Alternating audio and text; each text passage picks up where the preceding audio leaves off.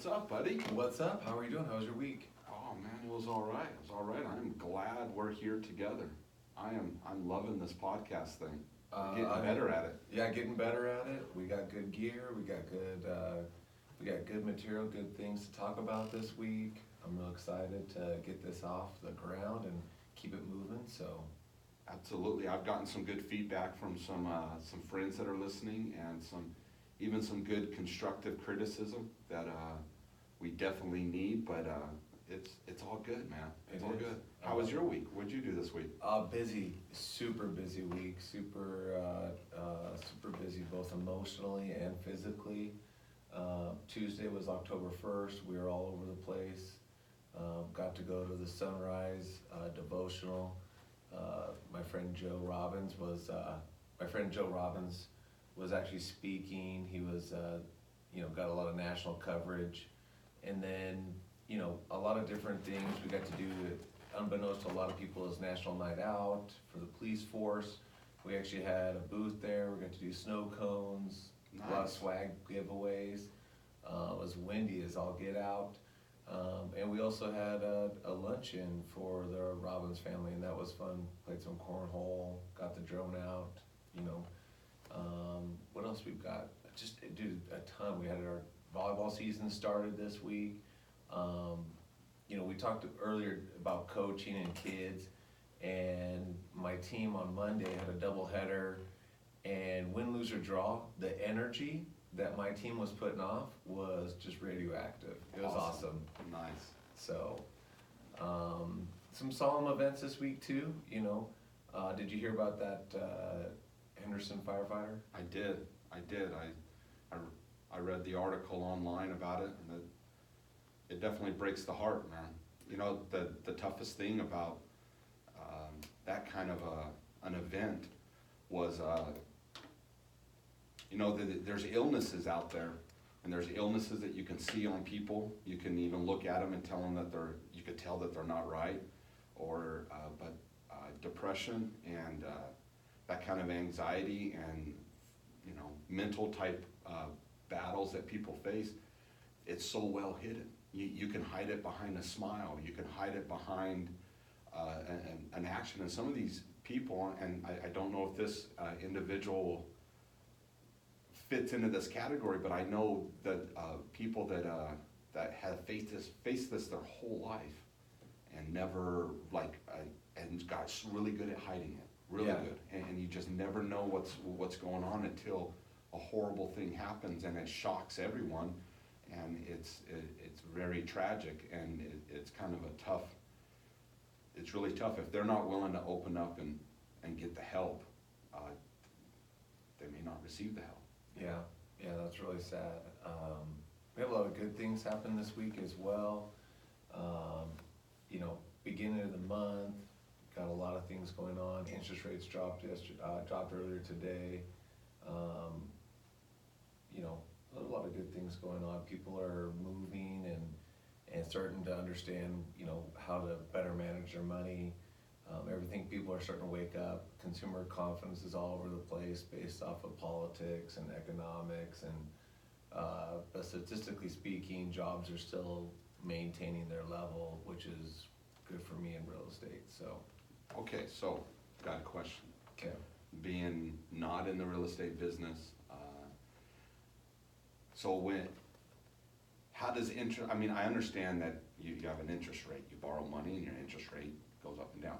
I know the basics, but how does that affect your business? How does that really what I'm trying to ask is, I guess, is there people out there that are just strictly watching the interest rate before they pounce on a house?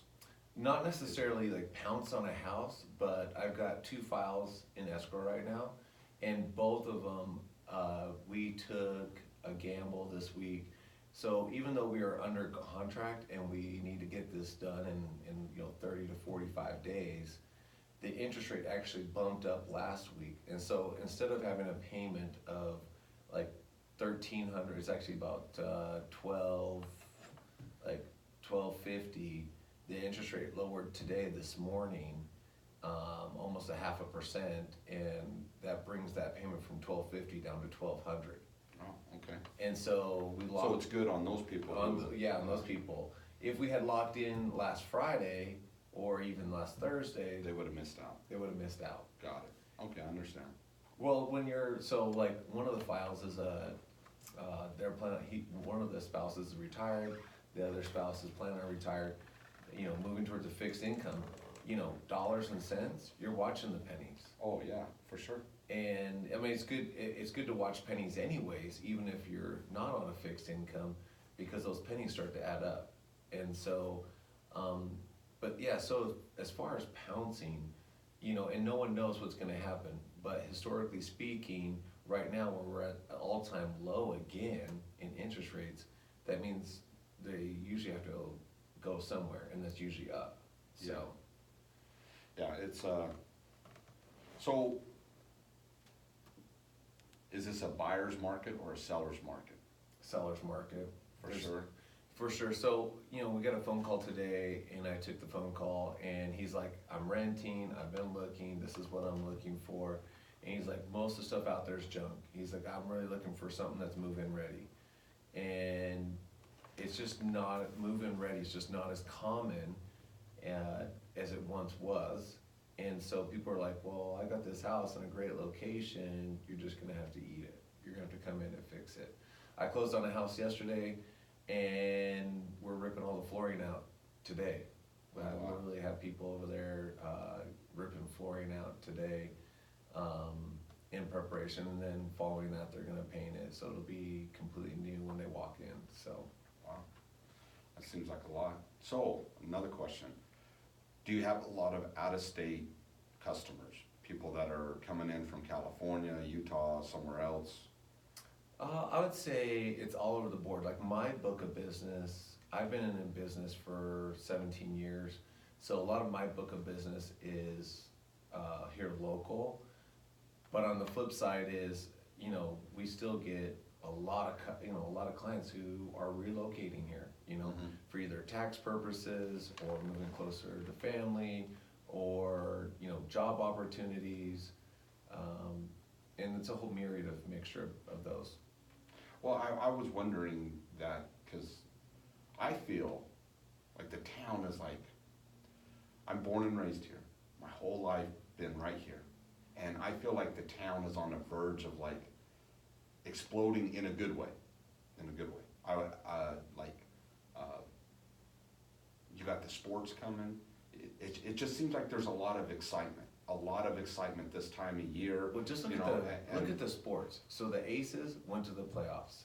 Aviators went to the playoffs. Knights, man, I don't know if you watched the game last night. Yeah, On fire. Yeah. Right? fantastic. Fantastic. Raider Stadium, they're starting to put the glass up on the side of the building. So, I mean, like, every day that they get a little bit closer on that stadium, people are like, dude, the big show's coming. Absolutely. So, you know, even a friend of mine last night was like, hey, when the rink in downtown Henderson gets built, maybe we should join the adult leagues. Yeah. And I'm like, you just got done healing your foot, and I don't think you can skate. So, but yeah, we should go join a league. You know. Yeah. I played a couple pickup games. My two brothers play, and I got a pair of skates and decided to give it a try. Yeah. Yeah, it didn't. They got mad at me because I kept checking everyone, but I wasn't checking anyone. I was stopping. I just picked the biggest guy and just like, okay, well, I got to stop, and people were getting mad. I was like, man, dude, it's nothing personal. I can't stop. Yeah. So it was. That's what I told him. I wasn't said, good. It I wasn't said, good. if we learn this, we hop in this league, we're gonna have to learn how to skate backwards. You know that, right? Yeah. And I'm Not like, just that, but with the stick. I think the stick actually helps balance you out. I think probably in the amateur leagues, there's a little bit more high sticking than in the pros. Oh, So, yeah. Well, my youngest son, right now he's playing baseball, and he asks me at least once or sometimes twice a week, Dad, can we go get on the ice yet? I said, son, it's not built yet. And we go drive down Water Street, and we see the fence up and the construction equipment out, and they're moving dirt, and the convention center's gone, and it's moving. And I said, son, it's gonna take a while to build. I mean, so and mind you, he's He's only 7, but so next week, he's like, no son, like in a couple years, it's gonna be done. He is so excited, so excited. He wants to learn to play hockey. He watches it on TV. He's just, it's a blast. Some people in the Golden Knights organization came to the school and they put on a fun little clinic with the kids, and they had sticks and they were out there, and what's his name? Chance, the mascot. The mascot. They're out there, they're having a good time, and he's ready. He's ready, and I'm looking forward to getting him involved in it. But yeah, Our he kids doesn't have actually, patience. the neighbors down the street actually have some hockey equipment, and we play a lot of street hockey at night with them, and that's really fun. So to be able to get a little bit more excitement for hockey, so. Oh yeah, I'm excited. I'm definitely excited. I'm just curious if that's a reason for anyone to be heading into Vegas. Is that kind of like that movement? Raiders, like you'd be surprised how many Raider fans are already actually here. moving here? Oh yeah, and that's what really surprises me is the Raider fans, and then actually, as far as real estate, I don't think it is like necessarily a reason to move here, but it's a benefit of, hey, we were always fans or Raider fans or NFL fans, and now we kind of want to fly our flag. Yeah. And I think that, we were talking about who would have thought, 2 years ago that we would have been a hockey town. Oh, and, yeah. And now, I talk to a lot of people who come to town, speaking of hockey, and they're like, hey, especially Canadians, right? There's a lot of Canadians that come to Vegas. And they're like, oh yeah, when I'm in Canada, I'm an Ottawa fan, but when I'm not when I'm not in my hometown, I'm a Golden Knights fan. Yeah. Literally, like almost every Canadian I've interviewed, well, I'm a Knights fan too. Like Knights is either 1 or 2, depending on who they're talking to. Yeah. And I'm like, I think we're playing in Calgary. Yeah, but we're down here in Vegas. When we're in Vegas, we're a Knights fan. Yeah. And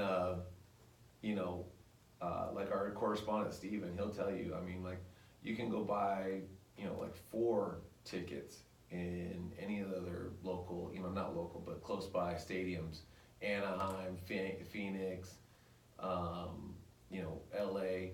and you can get those tickets very inexpensive. Vegas, you better know somebody. Yeah. And I was talking to someone about that. They said, well, I'm kind of waiting for the Knights to have maybe a bad season, so then the tickets will be more affordable. And I don't think they ever will go down, because when you go to a Golden Knights game, it's not just a hockey game. It is a show. They put on a show, and the helmet and the light show on the ice and the whole show before, and they come out skate. You're getting more than just a hockey game, and I think that's what's popular. But I think it's great. I'm really loving it. Of course, like I said, I'm born and raised here. I'm a little bit biased of the area. I don't know why anyone would ever want to leave. There's a couple months it gets hot. Yeah, so but at least we don't have to shovel it. Yeah, I was a big Rebel fan, and I'm still getting the emails and some phone calls like, hey Eric, come back out. And I was pretty diehard, Yeah. And we were just having this discussion, when the Raiders get here, where do the Rebels land? They're not a top tier program in either football or basketball. Where do they end up? Are they going to be 4th, 5th, 6th? We've got the Las Vegas Lights, the soccer team, they're in the playoffs. You got minor league soccer, you got minor league baseball, you got major league, you got major league women's basketball here drawing a crowd, going to the playoffs, looking great. You got Raiders coming. So, you got major sports here. They just had a pickleball open, they had tennis open. We got the Shriners Golf Tournament coming up. And so it's going to be interesting at where people's, loyalties and, their pocketbooks end up. Yeah. Well, like I said, I love living here. I've have family members that have lived here their whole life, and then they move, and they're happy where they're at. But there's been a couple times they tell me some stories. I can tell that sometimes they miss it. That our weather is this time of year, Dude, it's phenomenal. phenomenal. It is. If you're not outside enjoying the parks, enjoying the outdoors of Nevada, this is some of the best time to be outdoors and to be moving around. The weather is great, and I just absolutely love it. I have a great time with it. Right now, like I said, my 7-year-old's playing baseball, so Tuesday night, I was at the park with him, watching him play. And watching 7-year-olds play, it's a blast. At that age, you have what I think is the pure love of the sport. Pure love of the sport. Really? Is that the pure love or the pure ability to pick daisies in the outfield? Well, I think some of these boys, you're right. There are boys that are building sand castles and picking daisies. But to see some of these other boys, like, you could tell the ones that are taken a little bit more serious, that are a step up, and then the ones that maybe the parents make them, get their kid out there. Yeah. But the ones that enjoy it, that are understanding what's going on, to see them play, it's just, I really enjoy it. I guess this is the pre-competitive stage. It's I not would say, truly competitive yeah, yet, and being once they get to competitive the is fun. 10-year-olds, once you get to 10-year-olds, then it starts being competitive. Oh, yeah. That's where I think the line in the sand is that 10-year-old age. Because at that, like, 3rd grade, 4th grade, 5th grade level, they're going, I can compete. And they realize that, hey, maybe I'm not as good as Johnny, or maybe I am better than Johnny. And maybe I'm better at Johnny at this, or maybe I'm not as good as Johnny as this. And so they Yeah. want to concentrate. That was one of the things I talked about with Marcus in that previous episode, was his daughter's like, hey, I want to be a professional soccer player. So she was inspired by the national team. And so she's done the things now, 5 years later to build up a soccer career. And so, just coaching, there's a definite competitive difference when they start getting into that U10 bracket. Oh, yeah. U7, U8 type of, they're still kind of learning the game and learning, hey, maybe I can score, if it's basketball, score a basket, baseball, hey, maybe I can have a decent hit. Maybe I could glove, maybe I could turn 2. But now once they get to that U10, that, older 8-year-old, young 10-year-old, they're like, I can turn 2, I can hit a double, I can hit a triple.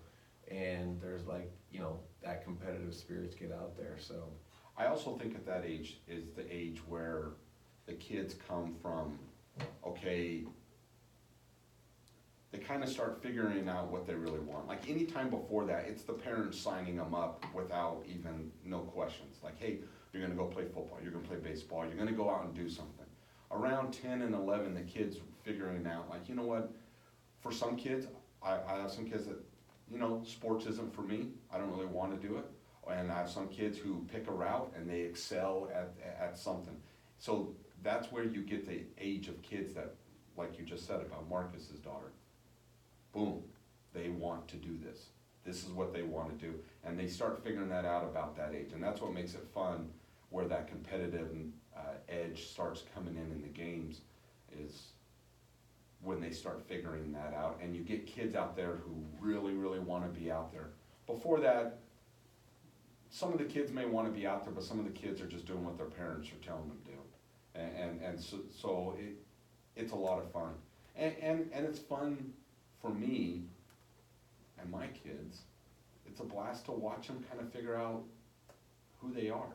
Like, it's a fun age. That's a real fun age to they start forming some opinions, they start kind of exploring some different things, and they kind of start putting some pieces of their own puzzle together, and it's kind of fun to see that and be a part of it, It is. Just to revisit a little thing that it's kind of been a theme this week with, we call it an anniversary, obviously could not call it a celebration. for a tragedy. I don't know if you saw, but the MGM came down with a settlement I for the saw that victims. today, yeah. And man, it's a lot of sweet and sour. A lot of sweet and sour. I mean, you know, I was reading a lot of comments on that and a lot of the survivors, and I've got some friends who are survivors, and so I know firsthand, like, hey, what they're going through, and then, you know, some families of some victims and what they're going through.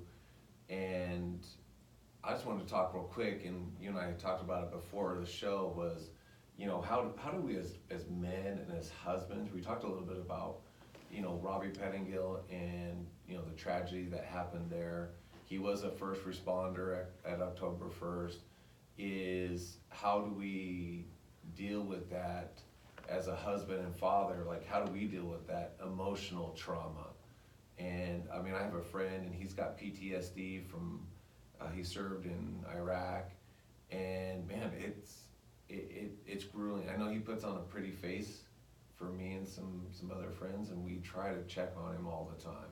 Literally, like, hey, come out, let's do lunch, let's go play golf.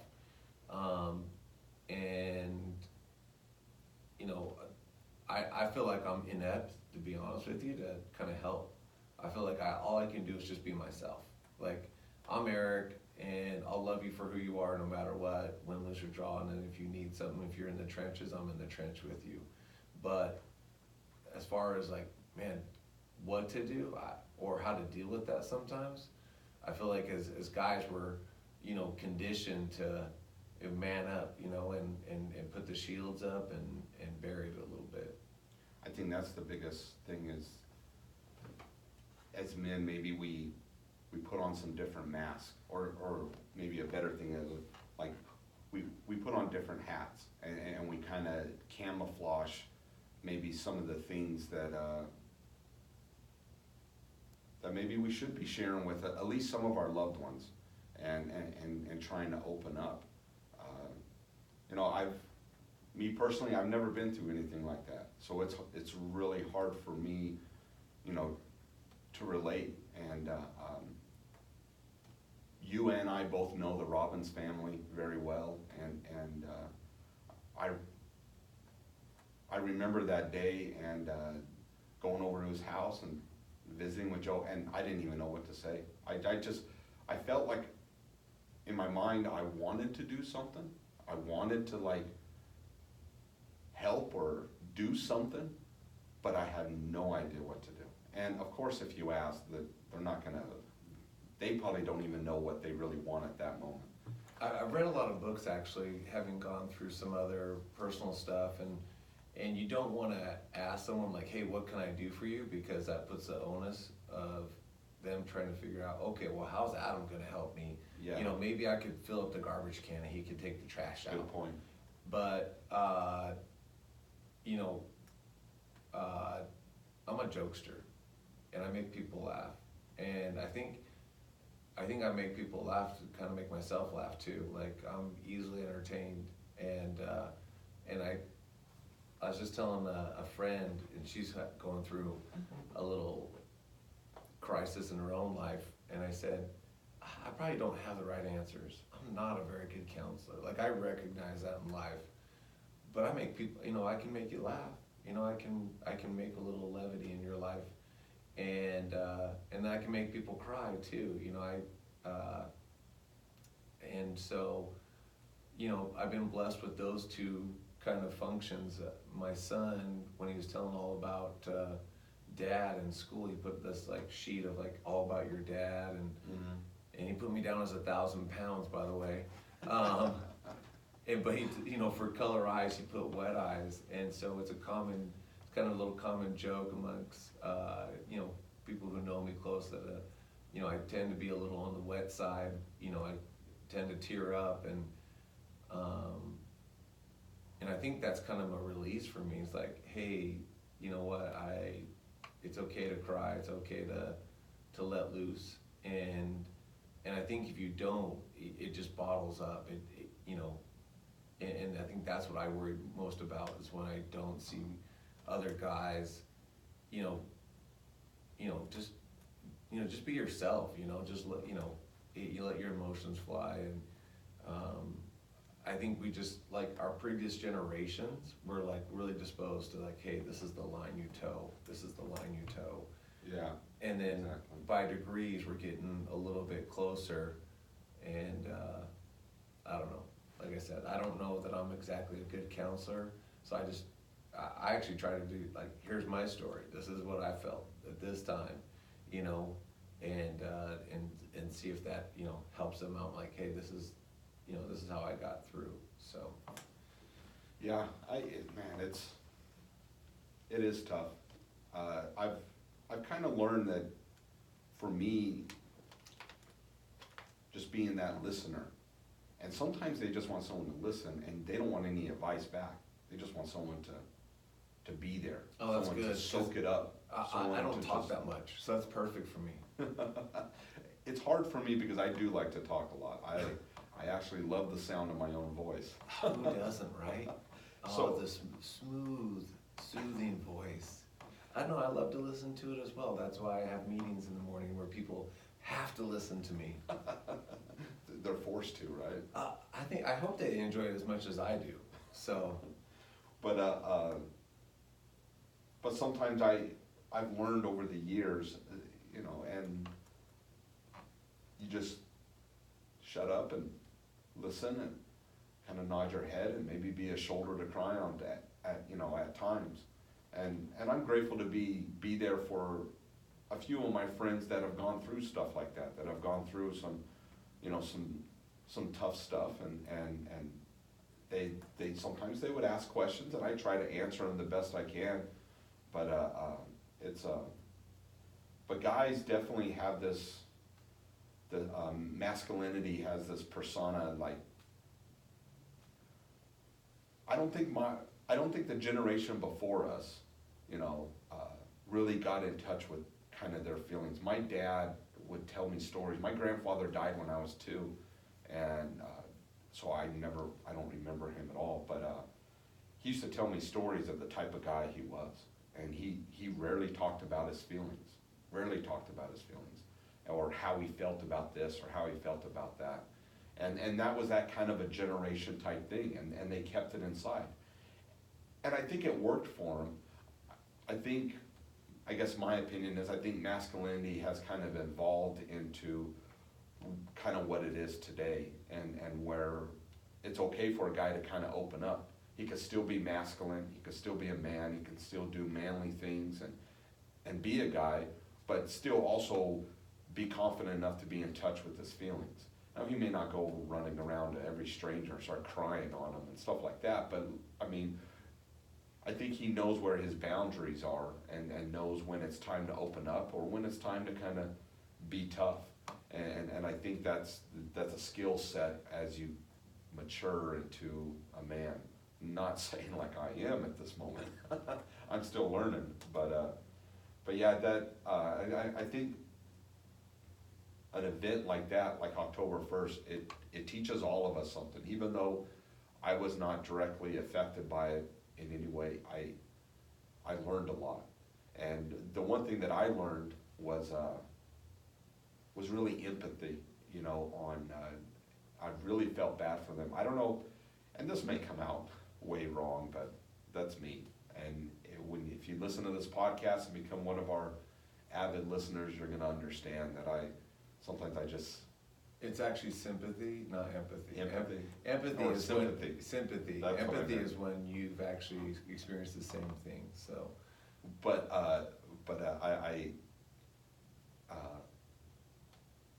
when a tragedy happened in other parts of the country, or even other parts of the world, like in Boston and some of these other events and some of these other school shootings, I would feel bad for them, like horrible events,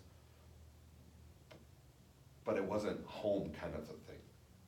There wasn't that real sympathy like I had on this one. This one, the faces that are in the newspaper that I saw on Tuesday, I knew. And the people that were there that were survivors, I know. And so it really, this one was really different for me than it was some of the other tragedies that happened in other states. And I don't want to seem unsympathetic to those people. I think still that's think they're normal. horrible events, but this one really was. Yeah, and Was home. I think that's normal, actually, because as much as we wanna think of ourselves in this time of, in this days of information, that we can feel semi-connected to the whole world, is at the end of the day, there's a big difference when it's in your, you know, front yard or backyard, as opposed to half around the globe. And, you know, that's why travel is still such a big thing. There's different cultures, different histories, different people, the way they, you know, why they move around, the way they talk, all of that is a different part of the cultures. And so when tragedies happen, you know, today's actually, do you know what today is actually? October 3rd, Yeah, what else? I don't know. El Dia de Muertos. And so, you know, there's a whole. You're gonna have to explain. Well, for those that watched those Disney movies, Coco, does that ring a bell at all? Yeah. Okay. I've seen Coco with the kids. Let me bring it down to your All right. level.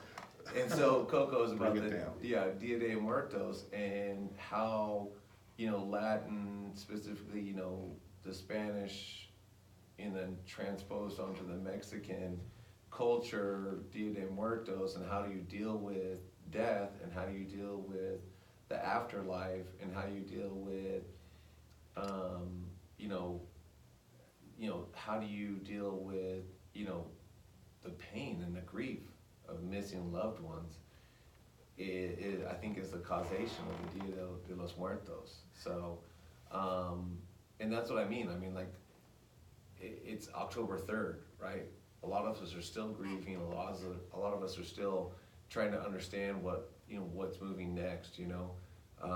When I talk to a lot of survivors, you know, even getting into a group of like 6 people, it brings, you know, traumatic experiences back, just being in a group.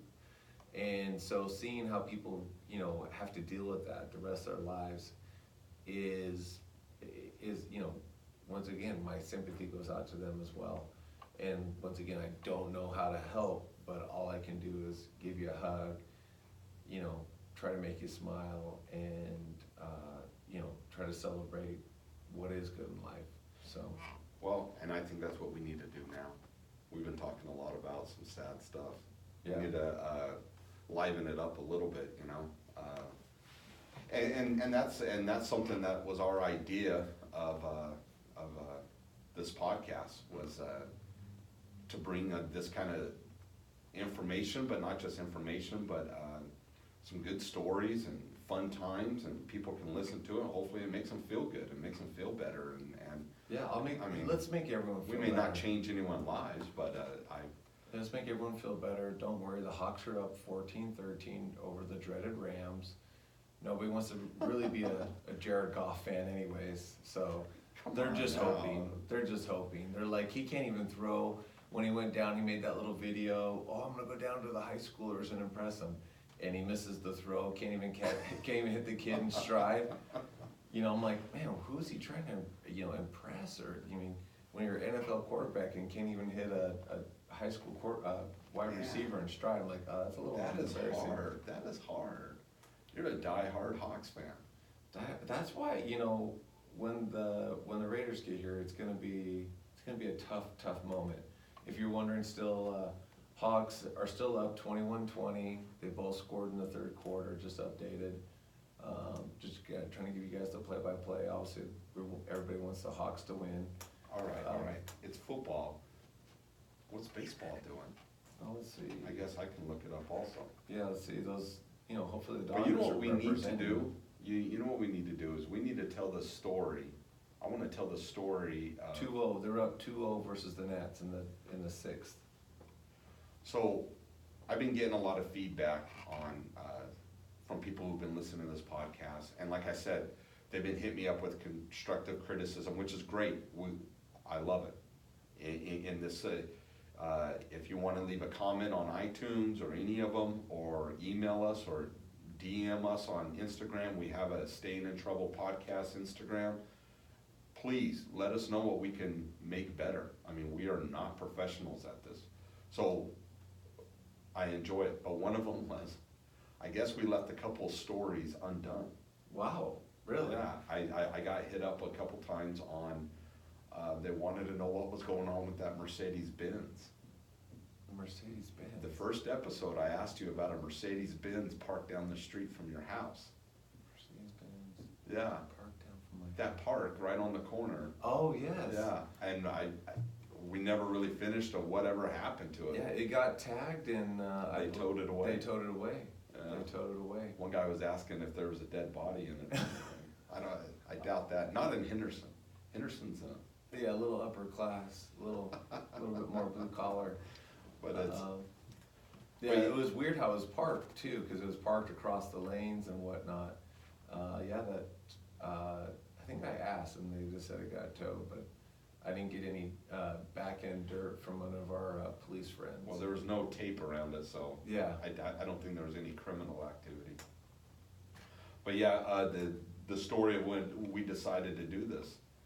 that was No. a good story. Oh yeah, I've been trying to talk Eric into coming running with me every once in a while, and sometimes it happens, sometimes it doesn't. He does teach a class early in the morning, and it's a really good commitment that he has there. But so anyways, I finally got him out, and we started running, but we just got to talking.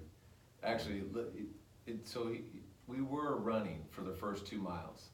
We did run the whole 2 miles. Yeah, and then in about mile 3, I'm like, oof, Adam, I don't know if I stretched enough for the full 4 miles. Do you actually? I asked you, hey, do you jog? Well, I the started first-" hearing these noises next to me, and they were it was a slow cry for help. Yeah, and I said, maybe we should slow this down a little bit. I think I had played pickleball, in all fairness, the night before, or basketball. Oh, Oh, there- Tuesday night was basketball. Here comes the excuses. Oh, I got those in spades. And so he just popped the question. He's like, "What do you think about making a podcast?" And I told him, I said, "I have all the gear. I totally thought about it, but at the end of the day, it's about actually putting it together." And so here we are. We've got, for those that have been following the podcast, I think we tried to do an episode with some filters, otherwise known as trucker hats, and and trying to hold the microphone steady and The first episode we just talked right into this laptop. yeah. We used the microphones on the laptop and just talked into it and recorded. I mean, it was really raw there.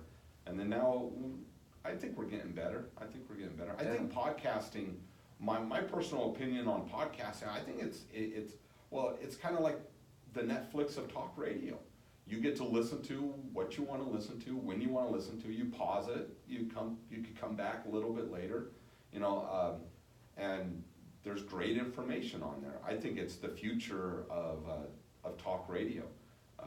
Just like I honestly think scheduling type TV is going to slowly die away, and one day the only I thing think it's already there. I think when I think you hit on the net. When you call it a Netflix, is the fact that if you notice, even movies have died away, and they've actually shown that people are watching less and less movies because you get to watch a whole story of TV series. They used to call them mini-series. And now if you watch most successful TV series turn into season 2, season 3, Absolutely. The nomenclature, hey, I'm gonna binge that on Netflix, it happens all the time. I can go through and watch a whole season and really we're telling a story. And I think that's where the podcasts come in is, instead of being able to read just a short little article, hey, let me get a bunch of entertainment, a bunch of information. I can stop it, rewind it, and manipulate it as I need to. Yeah, oh, absolutely. And I think, well, just like what we were talking about, as busy as parents are with sports and everything else, we don't have time to be at home right at 7 o'clock to catch a show that we like. Yeah. Now a lot of these like Netflix originals, Amazon originals, all of these shows, they're dropping the whole season at one time. So you watch the season, the episodes, when you feel like watching them. And I absolutely love that. And so we don't have the actual TV or a TV service at our house. We have our Netflix and Amazon, and then I do pick up the MLB. I like You to do? watch my games. Really? Well, yeah. I'm just kidding. No, we've been, Easy it's now, called dude. cord cutters, and we've been, I don't wanna brag, but we've been cord cutters since 2007. Is that the official term? Cord cutters? Yes. That's awesome. And, I haven't heard that one. yeah, we've been cord cutters since 2007, and, we did it originally during the Depression to cut costs, and, luckily, right around that time is when Netflix started turning a corner and started streaming. I said, oh man, as soon as Netflix starts streaming, Yeah. we won't even need TV ever again. And soon And- sports are gonna be on there. Well, now Prime, Amazon Prime and Yahoo are putting out live sports, Thursday Night Football. And really all they're doing is just kind of massaging the public to, hey, get off your antenna, get off your cable service and Yeah. start subscribing to, and I think, we subscribe to Sling as well. I think PlayStation View is actually the best, but Well, you guys are slingers. oh yeah, we're slingers on top of that. And, Oh, yeah. and I think, what is it? I love NFL Network. I'm sorry, Sarah. Yeah. And NFL Network, you get to watch like whatever like the most like hot game is. You don't have Yeah. to worry about, oh, the Hawks are blowing them out 42-10. Let's not, it'll flip over. Said here's a great play, but then it takes you to the game that's the hottest, and I love that. Yeah, yeah. No, I absolutely love it. So, speaking of shows, is there shows that you binge? Is there any shows that your guilty pleasure of television shows? So have you ever watched Luther? I've seen it. No, I have not watched it. I've seen it on My advertised. genre, and now they have a new station just for this called BritBox. My genre is British thrillers, British crime dramas. Oh, really? Yeah, that's my flavor right there. Watch a lot of different British detective shows. That's my jam. Right on. And but same here. Like I haven't. The only TV that I watch that's not streamed is NFL games. That's it. Unless there's like something on TV that need to watch. Well, maybe like like the MLB playoffs coming up. We'll watch that on live TV. But other than that, it's all over Roku. We've got Apple TV, Roku, and plenty of computers. So that's what we do. Yeah, my guilty pleasure, and my wife never liked it, but I was a huge Game of Thrones fan, and I really got into it. And you know what's funny is I'd never been into that kind of fiction type shows. I don't know what it was with that show that just caught me, but like to this day I've never seen Lord of the Rings or all the Harry Potters. I think I've seen one. I don't even know which one I saw. Yeah, it's embarrassing. I'm not cool like that. I'm I not. don't think I've watched even one episode of Game of Thrones. I watched 5 seasons of Waking the Dead, and then Oh, you mean The Walking Dead or The Walking Dead. Yeah. Waking? Yeah, I watch a lot of either sci-fi or British detectives. British. Like, I am a documentary junkie, but sometimes I feel like I'm being fed. There's some documentaries out there I feel like I'm being fed a line of crap. Like they're controlling the narrative of these documentaries. They make it look like this is all factual type stuff. Some of it, but I still enjoy it. Yeah. More historical documentaries, Sure. not so much. sure. Well, yeah. You don't watch any documentaries. No. Why? None? That's ridiculous. Why? Like you said, they've got their opinions. I used to help make some of those documentaries when I was in college, but Really? when So is you're- that true? Do they control a lot of the Absolutely. narrative? Absolutely, And 100%. they edit and cut and they just show whatever they want to Yeah, to it's all portray. based off of who's paying for the documentary. Like, everyone forgets that someone's gotta pay for the services. Like, oh, that is true, I didn't even think about that. Yeah, and then you will see how it's slanted. Interesting. But that's also how history, historically speaking, is written, is, all right, who's actually paying for this? And so, I can just pop it up on my Netflix so you can see, yeah, what do I watch? I mean, like I said, off the cuff, it was, Luther, just got done watching, I'm watching like the last season of Agents of S.H.I.E.L.D., Blacklist. You ever heard of Hipster Cable? No. You never heard of Hipster Cable? Oh, no, but have you seen the new Hyperdrive, the Netflix original? Where No. they play like Hot Wheels, but in real life? Like, people bring their No. own cars. Really? Yeah, and they have like this Hot Wheel course. It's pretty awesome. I'll have to check it out. Yeah. So Hipster Cable, and I've heard people do this, I would never do anything like this. But, what it is it's like it's also been called like a password co-op, where a whole bunch of people bring in passwords, and you can only have so many people in your group, and then you share your passwords amongst everyone else. So you have to bring in something into the group to be a part of it. So one person will pay for Hulu, the next person will pay for Netflix, the next person will pay for whatever. I you know. think they've caught on to that though, because you're only allowed so many devices. Yeah, like I said, you can only have so many people in your group and be swapping passwords around. But I think more and more, I don't know if you notice, every time I log into anywhere on a new device on my Amazon, they want me to verify on another device that that's me type Yeah. of a person. And I think more and more of these Amazon, Netflix, Hulu, all these streaming type people are gonna start coming up with creative different ways to prevent this password swapping type thing that's happening out there. But yeah, someone told me that the other day, that it was Hipster Cable. Nice, yeah, we. Sorry for all the hipsters out there, I don't wanna offend all the hipsters, but. Yeah, we've been cord cutters for 12 years, so. Yeah, we haven't had it for a long time, and it's just easier, man. It's way easier, we can control it, we can, Actually, and we set Have passwords. you kids ever watched live TV on Saturday?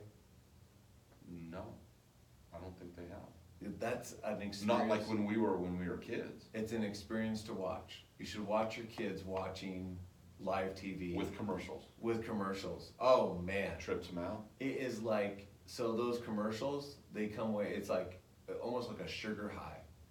They're like, oh, I totally wanna get that. Oh, I totally wanna get that.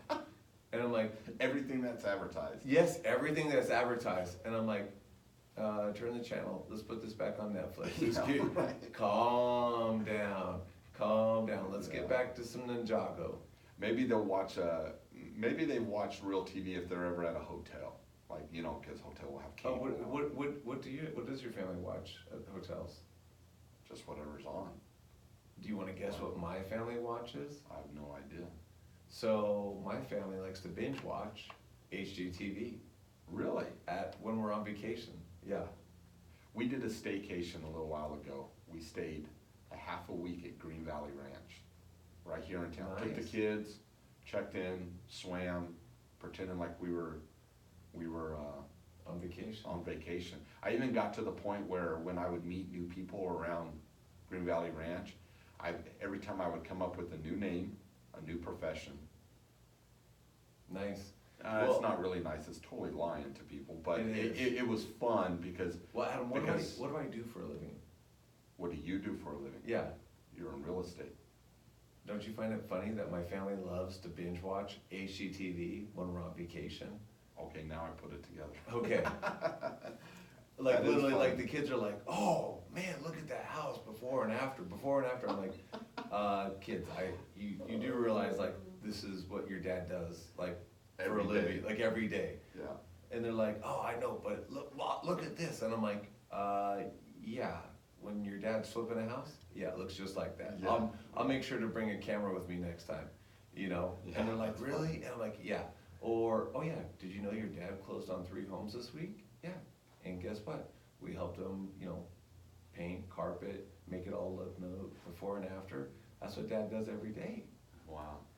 So, yeah, And they're all over it. they're all over it. Like, my oldest doesn't, he's not as much entertained by a career day anymore. Uh-huh. But my 2 youngest still enjoy, hey, my dad, you know, does something cool, so. That is awesome. Yeah, I think we checked in and they turned on the TV. I think they went straight to Disney Channel or something silly like that. But yeah, we just watch whatever, you know, we keep them entertained that way. But we try to keep the gaming and the TV down to a minimum, you know, get them out and kick them out every once in a while. Go out and play, Yeah. go ride a bike, go do something, get some Well, that's what sunlight. you said, like the weather, like my oldest went Oh, down to this the time of park year. with his friends, it was nice. Well, hey, Adam, I think we wrapped up another episode. Like to I think thank we the did. Rooftop Realty Studio for hosting tonight again. Hope we had some good stories, good content this week. Appreciate everyone that's listening. Please help us subscribe a little bit more, tell your friends about it. If you have content ideas or there's questions that you want to ask Adam or I, feel free to reach out to us. We're always available. Always. You can DM us or we can. Oh, did you tell them what we're doing tonight? Oh, so we put this, we recorded it. We're gonna start a YouTube channel, so you'll be able to watch us talk. But it'll be fun, and I think it'll be interesting, not so much to sit here and watch Eric and I, but when we have guests over, you can, I find it fun when I listen to some podcasts to go to their YouTube to check out what these individuals look like, because I don't know what they look like. Yeah. And it's gonna be fun when we have some guests on here. And so, yeah, we're recording tonight. This is our first night doing that, so we're gonna get that set up. And yeah, please hit us up. The other thing we ask is, you know, if you like this, share it on your Facebook. Put it out there. Let your friends know about it, you know, and spread the word, and we'll let this thing grow and keep getting there. I know the last few podcasts we kind of ended that way. We just begged for your guys' attention, but I think we're at that stage right now that's what we need, you know, and we're super excited about this, and man, it's cool, man. It's a lot of fun. I think this was a fun episode, and we're gonna have it again. Let's go. All right. Appreciate it. All right. Thanks for listening, guys. We'll see you. Subscribe. All right.